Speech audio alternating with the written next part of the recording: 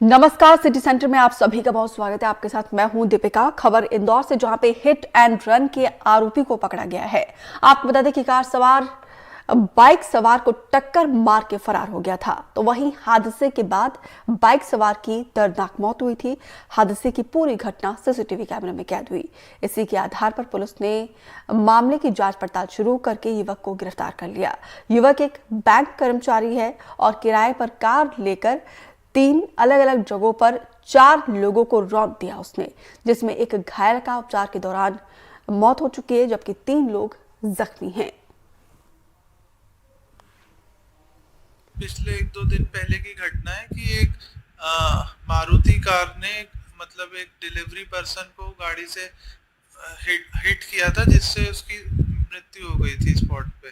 तो इसमें अभी हमने एक आरोपी गिरफ्तार किया है देवास जिले से, विशाल सोलंकी।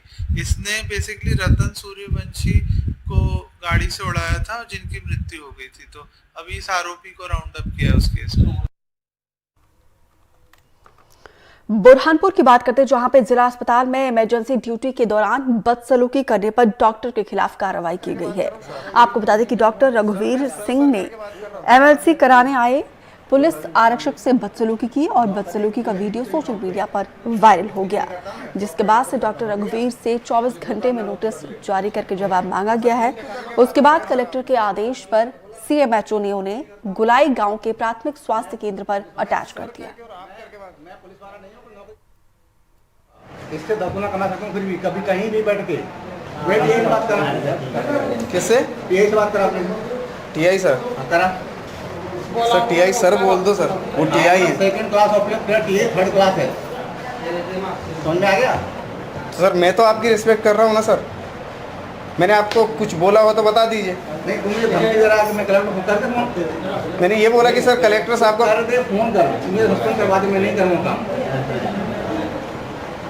तू कर दे भैया, मैं इसी के लिए बैठा हूँ। सर तो मतलब आप तू करके, मैं यूनिफॉर्म में खड़ा हूँ, आप तू करके बात करोगे? आ रहा हूँ, तू ट्रांसफर करवा दे मेरा, मैं इसी के लिए बैठा हूँ। सर आप नहीं कर... जो डॉक्टर का वीडियो आया है उसको लेके आप लोगों ने क्या कार्रवाई किया? वो हमने डॉक्टर को गुलई में अटैच कर दिया, यहाँ से हटा दिया है। कोई नोटिस भी दिया था? हाँ, नोटिस सिविल सर्जन द्वारा दिया गया।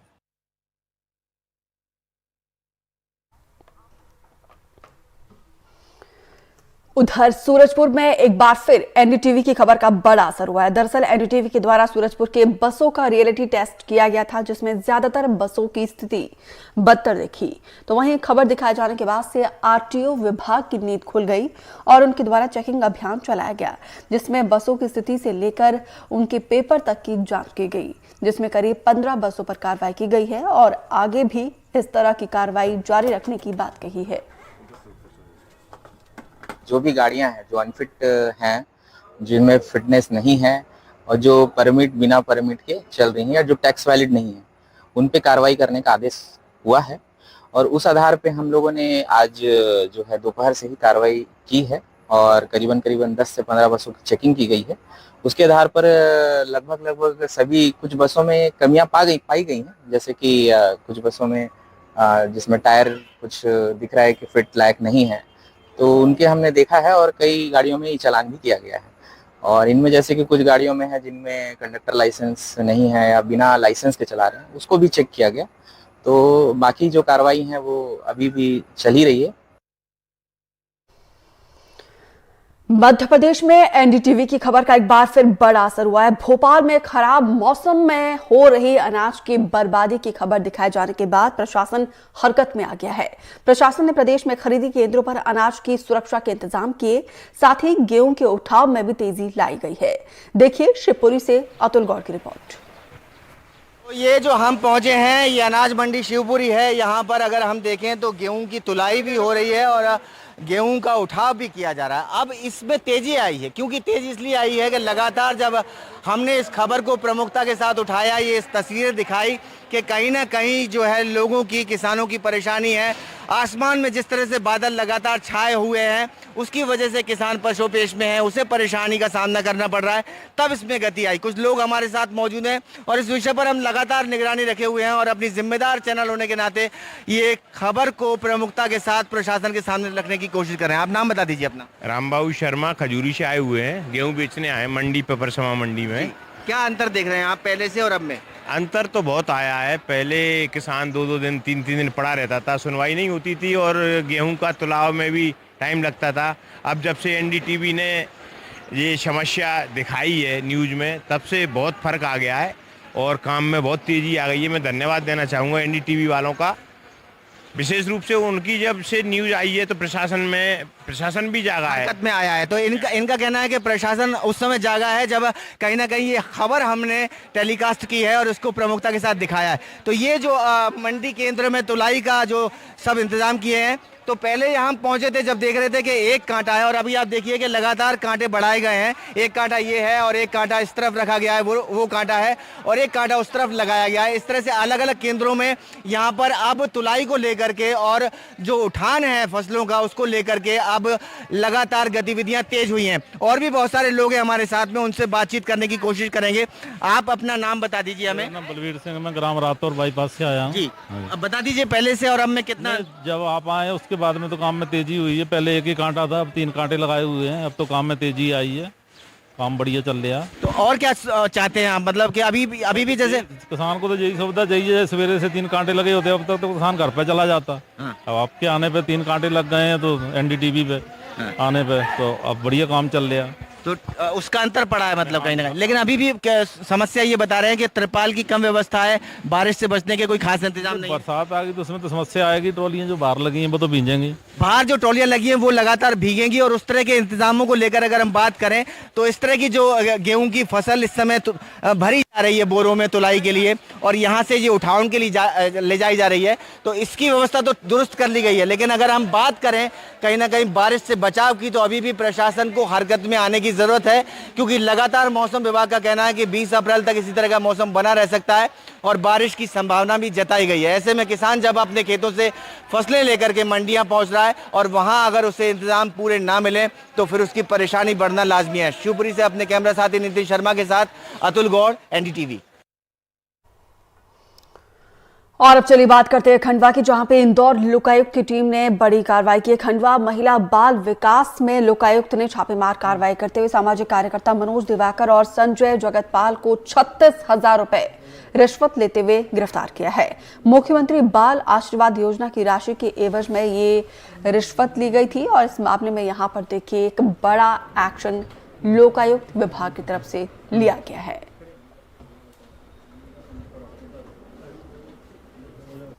उधर रीवा में लोकसभा चुनाव को लेकर पुलिस अलर्ट पर है। रीवा में पुलिस को 2 अलग अलग जगहों पर कार्रवाई में बड़ी सफलता हासिल हुई है। पुलिस ने 2 पिस्टल, 4 कारतूस के साथ 2 युवकों को गिरफ्तार कर लिया है। तो वहीं दूसरे मामले में 4 से 5 लड़कों को पुलिस ने घेराबंदी करके पकड़ा है। आपको बता दें कि लोकसभा चुनाव को लेकर पुलिस अलर्ट पर है। पुलिस लगातार अपराधियों के खिलाफ कार्रवाई कर रही है।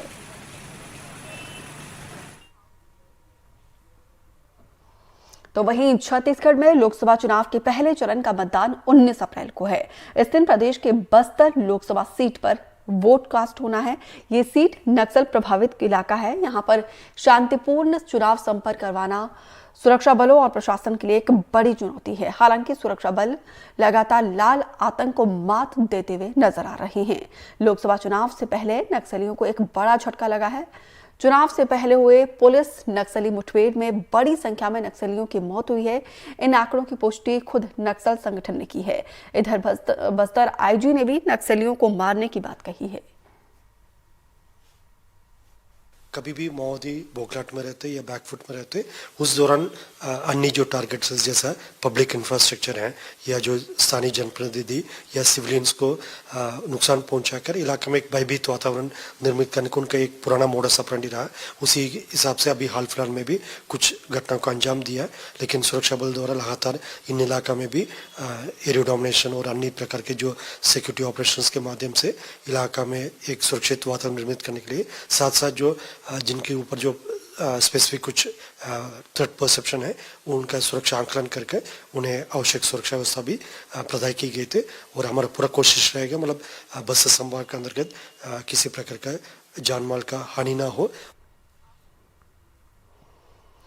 इसी बीच एक बड़ी खबर का रुख करते रायपुर से आ रहे, जहां पे शराब घोटाले मामले में ईओडब्ल्यू को मिली है रिमांड। निलंबित अफसर एपी त्रिपाठी 18 अप्रैल तक रिमांड पर है। शराब कारोबारी अनवर डेवर और अरविंद सिंह की भी पेशी हुई है। एपी त्रिपाठी को बिहार से गिरफ्तार करके लाई थी ईओडब्ल्यू की टीम।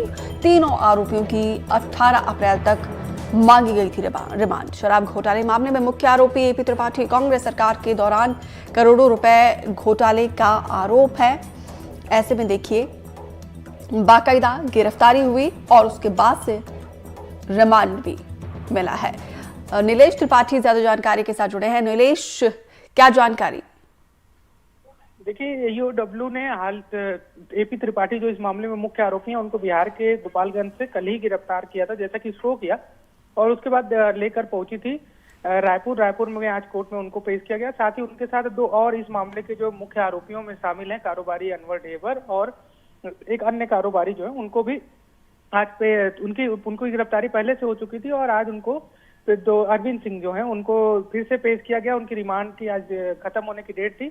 ईडी ने अपने माफ करेगा ईओडब्ल्यू के वकील ने ये दलील दी कि ये दोनों ही आरोपी जो हैं, जो पहले से गिरफ्तार है, वो जांच में सहयोग नहीं कर रहे हैं और कई अहम जानकारियां इन तीनों को एक साथ पूछताछ कर इन तीनों से एक साथ पूछताछ कर कई अहम जानकारियां निकाली जा सकती हैं। इसलिए तीनों की रिमांड जो है 18 अप्रैल तक डिमांड की गई और तमाम दलीलों के बाद कोर्ट ने इनकी डिमांड भी मान ली और 18 अप्रैल तक तीनों को फिर से ईओडब्ल्यू जैसे दो को फिर से और एपी त्रिपाठी को की डिमांड जो है 18 अप्रैल तक दे दी गई है। नीलेश, क्या क्या सवाल पूछे जा सकते हैं और क्या इस दौरान रिमांड के बाद और भी खुलासे होने की उम्मीद है? अब देखिए, सवाल क्या पूछे जा सकते हैं, ये तो बड़ा ही कॉन्फिडेंशियल मामला होता है ईओडब्ल्यू का, लेकिन एक कयास जरूर लगाया जा सकता है कि जिस तरह से शराब घोटाले के आरोप लगे, उसमें सबसे अहम बात है कि बॉटलिंग में गड़बड़ी जो हुई है उससे जुड़ी बातें, और सबसे इससे भी बड़ा आरोप है कि जो दुकानों से शराब बिक रही थी, क्योंकि छत्तीसगढ़ में शराब से जो दुकानें हैं वो राज्य सरकार द्वारा सीधे तौर पे संचालित की जाती हैं। किसी भी प्राइवेट एजेंसी को शराब बेचने का जिम्मा नहीं है। ऐसे में सीधे तौर पर जो ये आरोप कि सरकार के अवैध तरीके से स्टॉक का माल पहले जो जैसे मान लीजिए कि 100 शराब की बोतलें बिकी तो उनमें से 50 शराब की बोतलें ही सरकारी खाते से बेची जाती थी, बाकी साठ गांठ कर निजी लोगों की शराब जो है सरकारी दुकानों से बेच दी जाती थी। ये एक बड़ा आरोप है। इसके अलावा बॉटलिंग में गड़बड़ी थी और नकली शराब भी, मतलब जैसे ब्रांड जो थी उसकी जगह उसमें दूसरी शराब भर के जो कम रेट की शराब है ये भी बेचने का आरोप है। तो कुल मिलाकर एक बड़ा आरोप है, लगभग 20,000 करोड़ रुपए के आसपास का। तो उसी मामले में अगर पूछताछ लोग शामिल हो सकते हैं, किसका संरक्षण था, किस तरह से पूरा चैनल काम कर रहा था, अगर ऐसा हो रहा था तो उसके पीछे किंग पिन कौन था, क्या कोई राजनीतिक इसमें संरक्षण था या फिर। ठीक है नीलेश, आप इस खबर पर नजर बनाए रखिए। फिलहाल विस्तार से जानकारी साझा करने के लिए आपका बहुत बहुत शुक्रिया। 19 अप्रैल को पहले चरण में छत्तीसगढ़ की एक सीट पर मतदान होना है और यह सीट है छत्तीसगढ़ की बस्तर। 2019 में हुए लोकसभा चुनाव में कांग्रेस ने छत्तीसगढ़ में जिन 2 सीट पर जीत हासिल की थी उनमें से एक बस्तर सीट भी थी। यही वजह है कि एक तरफ जहां कांग्रेस फिर से बस्तर को जीतने का दम भर रही है और देखना होगा इस बार कि कांग्रेस के दावे में आखिर कितना दम है। बस्तर लोकसभा सीट छत्तीसगढ़ के 11 निर्वाचन क्षेत्रों में से एक है। ये सीट अनुसूचित जनजाति के उम्मीदवारों के लिए रिजर्व है। कांग्रेस ने कोंटा विधानसभा क्षेत्र से अपने विधायक कवासी लखमा को बस्तर लोकसभा सीट पर उम्मीदवार बनाया है। वे बीजेपी के टिकट पर मैदान में उतरे महेश कश्यप को चुनौती देंगे। लखमा ने महेश कश्यप को बाहरी बताते हुए कहा कि कांग्रेस नेता राहुल गांधी के जनता से किए वादे उन्हें आसानी से जीत दिला देंगे। राहुल गांधी ने एक महिला को और एक नौजवान को 1-1 लाख रुपए देगा, लिख के गारंटी दिया है। हिंदुस्तान में कोई भी नेता लिख के गारंटी नहीं देता है। तो एक लाख मिलेगा, पढ़ा लिखा लड़के को 1 लाख मिलेगा, और किसान को 6,000 मिलेगा, 72,000 साल में मिलेगा, वो मुद्दा है। लखमा ने कांग्रेस पर सोमवार को बस्तर की रैली में प्रधानमंत्री नरेंद्र मोदी की तरफ से लगाए गए भ्रष्टाचार के आरोपों का जवाब दिया। उन्होंने कहा कि बीजेपी अपने ट्रैक रिकॉर्ड से लोगों का ध्यान हटाना चाहती है। ये मोदी जी के एक हिंदुस्तान के पहला प्रधानमंत्री होगा। अपना काम नहीं गिना, काली प्रतिपक्ष नेता क्या बोला, सिर फूटो मुंड फूटो। इसलिए ये कितना भी झूठ बोले, यहाँ के लोग पसंद अभी मोदी का गारंटी को पहले हो चुका है, पुराना हो चुका है। बस्तर लोकसभा सीट को बीजेपी का गढ़ माना जाता था। वो 1988 से लगातार 6 बार इस सीट पर कब्जा कर चुकी है। हालांकि 2019 में कांग्रेस ने यहां जीत हासिल की थी। छत्तीसगढ़ में 11 लोकसभा सीटों के लिए 3 चरणों में वोट डाले जाएंगे। बस्तर लोकसभा सीट पर 19 अप्रैल को वोटिंग होगी।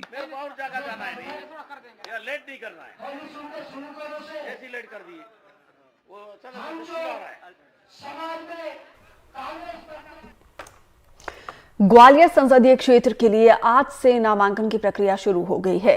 अधिसूचना जारी होने के बाद प्रत्याशी सुबह 10 बजे से लेकर दोपहर के 3 बजे तक नामांकन दाखिल कर सकते हैं और कर चुके हैं और 19 अप्रैल तक नामांकन दाखिल करने की आखिरी तारीख है।